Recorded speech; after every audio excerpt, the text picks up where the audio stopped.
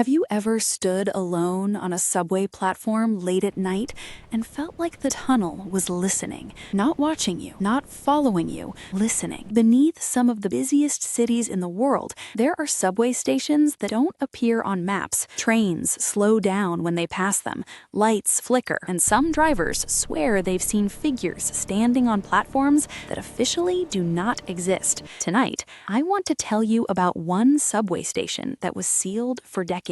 No public explanation, no clear records, just rumors, missing people, and a door that was never meant to be opened. And once you hear what was found inside, you may never feel safe underground again. Subway systems are designed to move people quickly and predictably, but when something goes wrong underground, there's nowhere to run. No sky, no horizon, just concrete, steel, and darkness pressing in from all sides. This isn't a simple ghost story. This is about a real station, built, opened, and then erased almost overnight. A place that existed long enough to leave scars, but not long enough for answers. To understand why it was sealed, we have to go back to when it first opened. The station was constructed in the early 1970s, deep beneath a growing residential district. It was modern, clean, and brightly lit. For the first few months, everything seemed normal. Then the complaints began. Passengers reported strange echoes, footsteps that didn't match anyone nearby, announcements played at the wrong times, sometimes repeating, sometimes cutting off mid-sentence.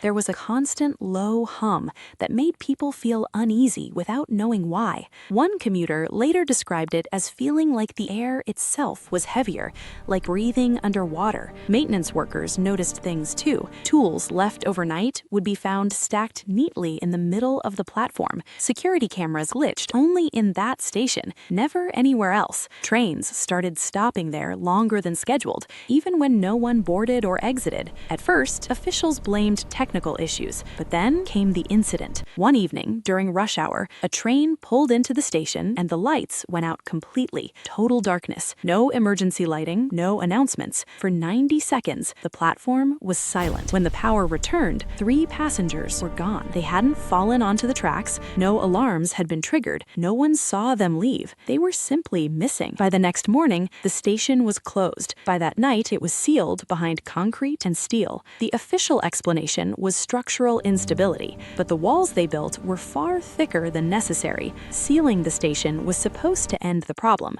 Instead, that's when things got worse. Trains still passed through the tunnel beside the sealed platform, and drivers began noticing something unsettling. Radios filled with static as they slowed down. Sometimes voices cut through the noise, muffled, distorted, sounding like announcements spoken backwards. One veteran driver quit after hearing knocking during his night shift, not from the train, from behind the concrete wall. Maintenance crews sent to inspect the barrier reported vibrations, rhythmic and deliberate, like footsteps pacing back and forth. Motion sensors installed near the sealed station showed activity, but every time the data was reviewed, it was gone, not corrupted, deleted. A junior engineer once joked that maybe someone was still down there. No one laughed. Soon after, workers were forbidden from stopping near that section of tunnel. The station's name was removed from internal documents. It was as if pretending it never existed might make it disappear. Years passed, the city expanded, and eventually, progress demanded access to what had been buried. Nearly 40 decades later, tunnel upgrades required reopening the sealed station. A small team was assembled quietly. No media, no public announcements, just engineers, security, and one historian. When they breached a wall, warm air spilled out,